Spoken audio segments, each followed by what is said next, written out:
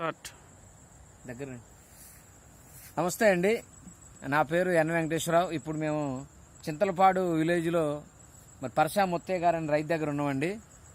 ఇది పంట నాటు దశలో ఉన్నప్పుడు మరి అప్సా 80 ఇది మీరు చూస్తున్నారు కండి. ఇది అప్సా 80ని ఈ ముత్తయ్య గారికి పరిచయం చేయడం జరిగింది. ఒక 1/2 లీటర్ బాటిల్ ఇవ్వడం జరిగింది. అప్పుడు తర్వాత తనకున్న పొలంలో ఇది స్ప్రే చేయడం జరిగింది. స్ప్రే చేసిన తర్వాత వచ్చే రిజల్ట్ని రైతు మాటల్లోనే విందాం మనం. నమస్తే అండి. నమస్తే అండి.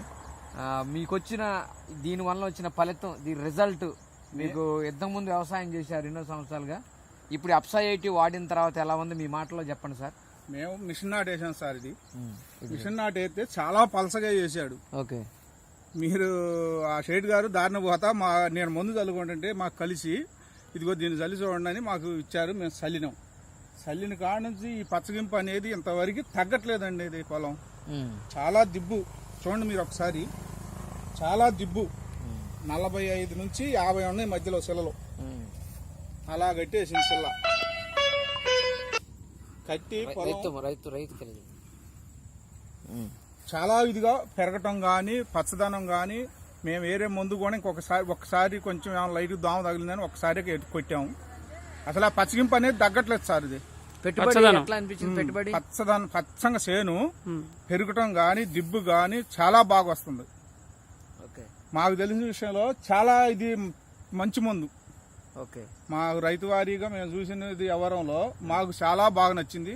మేము కంపల్సరీ వాడతాం. ఇది మా ఊళ్ళో నేను ఇంకా 5-6 బాటిల్స్ కూడా ఇచ్చాను సార్. వాళ్ళు కూడా చాలా బాగుందని నాతోటి అన్నారు. చాలా ఇదిగా ఉంది.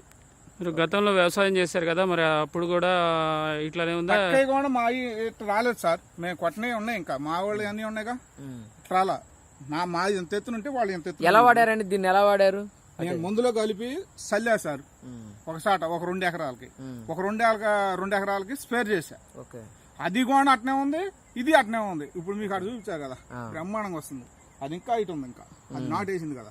ఇది అసలు వదిలిపెట్టాలని మా ఊరు అందరు రైతులు అట్లా అన్నారు సార్ నన్ను. ఇది జల్లి కాడి నుంచి అంత రిజల్ట్స్ వచ్చింది. అసలు ఈ మళ్ళీ ఇది మరీ వదిలేయమన్నారు. ఎందుకు వీటికి పెట్టుబడులు పెట్టినా దండగానే అన్నారు.